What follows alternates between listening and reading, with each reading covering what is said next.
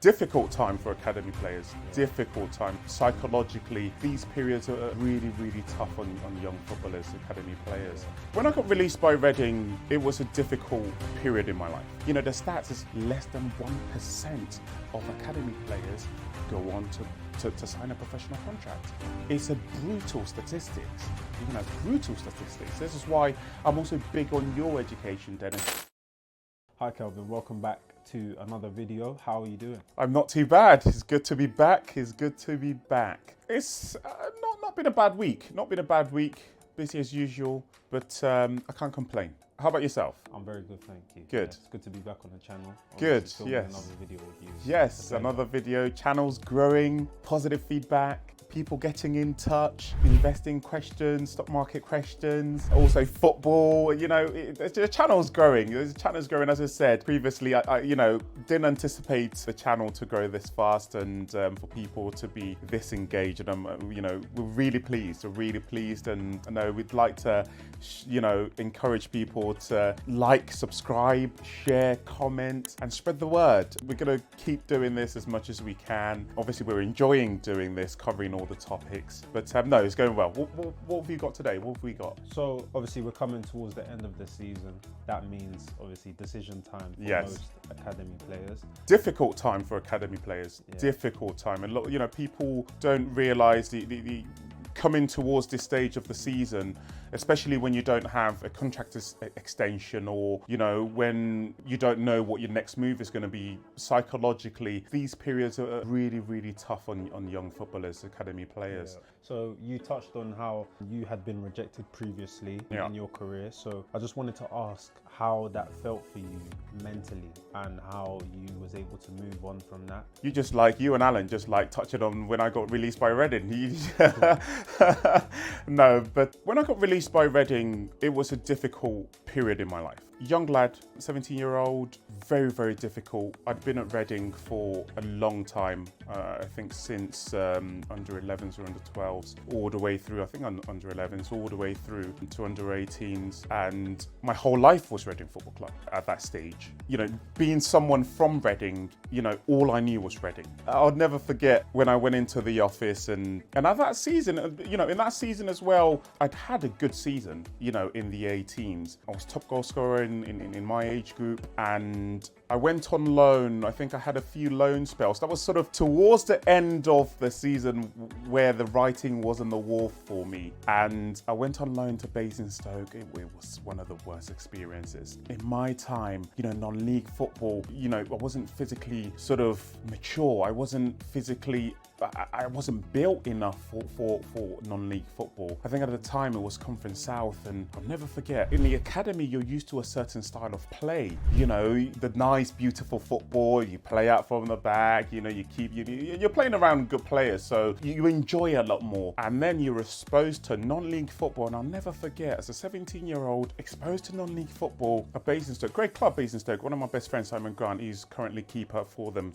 having a great season. And my experience for them at 17, it wasn't the best, Dennis. And, I turned up in my bright green boots, schoolboy era in those days, I mean, there was a lot going on in my head in that period, because for me, being put out on loan towards the end of the season, I was thinking, why am I being shipped out on loan, And Reading at the time had just been relegated, they were on the cusp of being relegated from the Premier League to the Championship. So, the writing was on the wall for me. And, I went on loan. I'll never forget my first game. And it was literally, there wasn't a period in the game where we were able to string 2 or 3 passes together. It was just long balls, channel balls. Obviously now I absolutely love it because I understand, non-league football. I love non-league football. Lots of good players in non-league football who have gone on to, play at good levels. Jamie Vardy, Anton Semenyo as well for City, all went through the non-league ranks. But at that age, I didn't understand it because I'd spent so long in academy football. I've been accustomed to a certain style of play, and now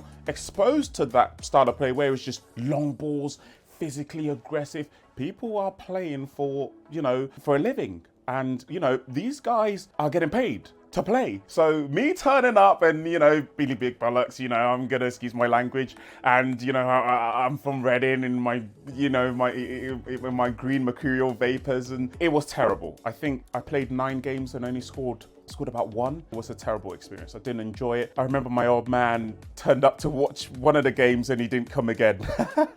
Dad didn't come again because this is not football, Kelvin. And it wasn't a good experience. And obviously, you know, nine games, 1 goal, terrible. For a centre forward, was not good enough. Not good enough. So, you know, I got called back at Reading, and in that period it was like, yeah, if you can't do it there, you're not going to be able to do it. But I think there was a lot of contributing factors because my mind wasn't right. My mind wasn't right. My mind was all over the place because I'm thinking, you know, top goal scorer in the under 18s, and then coming towards the end of the season and I'm being shipped out on loan. You know, not even with the reserves. In our time, we didn't have the under 21s. You know, we had the reserves, and if you were with the reserves, you know, it meant that, you know, you're sort of pushing on. And for me, I just wasn't right. I never felt right, so I didn't perform. I think when I returned back to Reading, I was put out on loan again at Woking again. You know, it's men's football. This is why I'm all for young players. Obviously, early on, if you can get sort of good experience, you know, in any first team, sort of step 3, step 4, do it for that experience. Obviously, towards this stage in a season when you're getting those sort of, you know, loan movements, for me at that period, it just, the writing wasn't on the wall for me. My mind was all over the place because I'm thinking, how are people going to judge me? And you know, because all I had known was Reading Football Club. Everybody, people that knew me, especially in the community in Reading, you know, Kelvin plays for Reading, Kelvin's this. And I had also represented Ghana at an under-17 level, you know, had experience in the under-17 World Cup in South Korea, you know, and it was a great experience. So coming from that to then being released, it was mentally tough. And I think in this period where a lot of young players will be having their conversations with clubs, many will not be retained. Many will be released because, you know, the stats is less than 1% of academy players go on to sign a professional contract. It's a brutal statistics. You know, brutal statistics. This is why I'm also big on your education, Dennis, because one of the mistakes that I'm not going to say I made, but I'd say I'm not going to pass the blame on too much to my dad or my, you know, to my parents. But obviously, mature now, I would have liked for my parents to be a little bit more stricter on my academic side. You know, not to put all my eggs in one basket. Which is what I always say to you, Dennis, is that I want you to enjoy football. I don't want you to have to sort of go through the psychological trauma that I went through with football, which is why I try to create the environment where I want you to be as free in your mind as possible so you can enjoy playing football and not feel like I have to make it, I must make it. You know, when you're free in everything that you do, you become the best at it. In my time when I was younger, in this stage, in this period where a lot of young players will be having their conversations, you know, I wasn't free. There was a lot of pressure on me, you know, not only at home, in my social friendship groups and everything. Obviously now, I mean, I couldn't care less what people think of me. Not that in a bad way or anything, but I've sort of grown that backbone where I will do the things that makes me happy. I don't care about social pressure or anything like that, you know, whether I'm being judged. But when I was younger, you know, I was sort of, you know, anxious about being judged. So being released, it was a traumatic experience, and one that I wouldn't want any young player to go through. I know that, you know, I'll say this again, I know that the PFA have initiatives in place where they're supporting young players who are sort of released by their clubs, and they help them sort of find other clubs and those kind of things. But in my time, it was tough. It was tough. It took a lot of counselling sessions, and even today, you know, because a lot of my peers that, you know, I played with or even against, I see them at the top level, and you kind of think, wow, only, you know, what if? That's life. As I said, I'll take the good with the bad. I enjoyed every experience, whether good or bad. I enjoyed it because it's shaped me up for who I am today. And all I can do really is pass on that knowledge to you and to help you become the best version, whatever it is, whether as a professional footballer or, you know, as a man, as a human being, you know, and any young player out there that's had these difficult conversations with their clubs, whether they're being retained or whether they're being released, all I'll say is, you know, that doesn't mean that that's the end of your career. It absolutely doesn't. There are other alternatives or other things, other opportunities out there. Don't put all your eggs in one basket. Try different things. Outside of football, try different things. You know, even within the sport, try different things. But one thing I'd like to say is, do not put any pressure on yourself. Enjoy it. Enjoy the experience. Don't put pressure on yourself. Enjoy the experience. I hope that's answered. I know I've gone on quite a bit, Dennis, and I hope that's answered it. But during these periods, I always feel for academy players, young players, because having that difficult conversation of being released is not easy. It's mentally, psychologically really tough. Really tough. As I said, the PFA have got initiatives in place. You can contact them. You can also get in touch with us here at Frugal First. We cover, you know, we cover football. We cover, you know, financial literacy as well. So do get in touch with us. You know, even if I can't offer any information, I'm sure I'll be able to refer any young player who sort of who's been released or struggling to find a club or struggling to get trials or anything like that. We'll be able to help. Yeah, I can imagine. And also the finance side of things, I bet you wish there was a Frugal First of your generation at that time that you could look up to. 100%. You know, as I said in some of the sessions that we've done, I didn't have any financial sort of coaching when I was younger. That's not a dig at my parents, it's just I wasn't taught at school. We were not taught financial literacy at school. You know, with you, again, I'll keep saying it, not to toot my own horn, but you know, you've been fortunate to have me sort of guide you on being strict on you whenever you get paid, you get your scholarship money, that you invest first before you buy your Asics trainers or you buy your Nike Air Force trainers or your quarter zip, you know, which is in fashion with the youngsters these days. But I didn't have that, and that was also one of the contributing factor to a lot of the psychological issues that I had when I was younger, which was, you know, when I was released, I only had about less than £100 in my bank account, you know, and I was thinking, gosh, what am I going to do now? I've got no money coming in. And I remember agent I was with at the time, Miles Anderson, he was like, you know, I've got trials for you at Lincoln, I remember, and I had to go there again, head not in it. I'm thinking, oh, I wonder how, you know, you're against there's so many players on trials in the summer, and it's just so much. But you know, it's all an experience that, you know, I'm able to share, I'm able to pass down. That even though it didn't go the way I wanted it to go, my footballing career sort of in England, I enjoyed it. Made a lot of great friends, a lot of good people in the game. I enjoyed it, but tough. Yeah, very tough. So looking at the investing world right now, ISA allowance has just reset. Yeah, reset April 6th. So what should people be thinking about right now? And with things like oil prices rising, is that something that people should react to or stay focused in the long term? Before we touch on the you know, the finance side of things, Dennis, I mean, oil prices, I put fuel on my card the other day, £121 to fill up my car.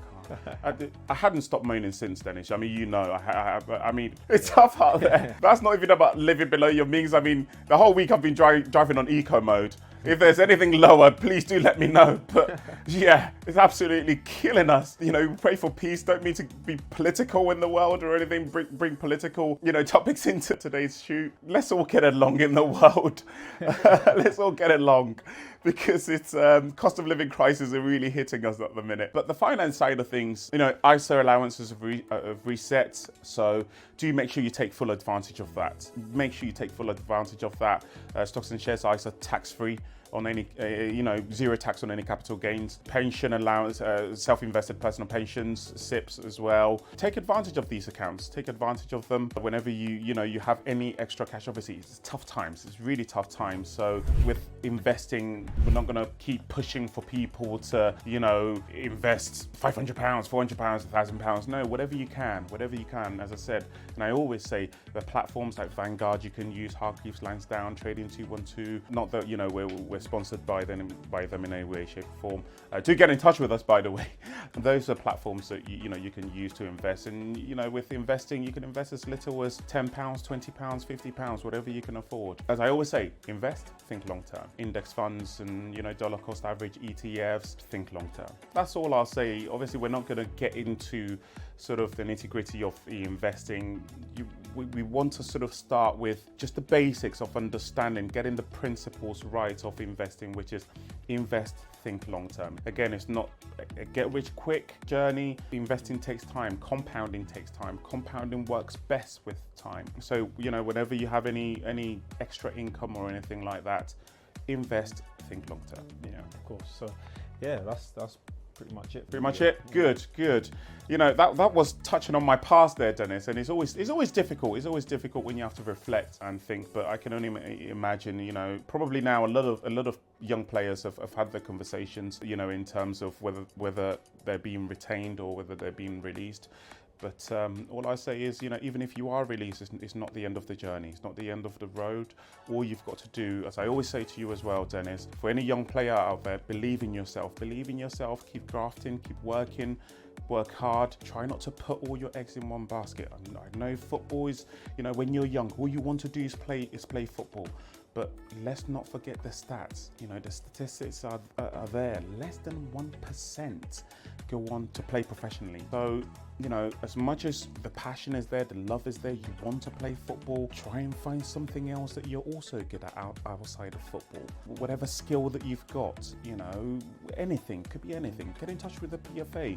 They have lots and lots of courses that you can do, so that academically as well, you're sort of preparing yourself, or even you're learning something new. Never stop learning, never stop learning. In my mid-30s, I'm always learning. I love learning, love reading, always looking to better myself. So that's the sort of advice that I'll give to any young player out there. If you have been released, it's not the end of the world. It's not the end of the world. Take it in, reflect, you go again. You go again, you go again. Never stop. Learn a new skill, you go again. Both, juggle both, go again. All right? Never give up. Never give up. And always believe in yourself. That's all I'll say. Thank you very much, Calvin. Appreciate it. Thank you. Thank you so much, Dennis. Thank you.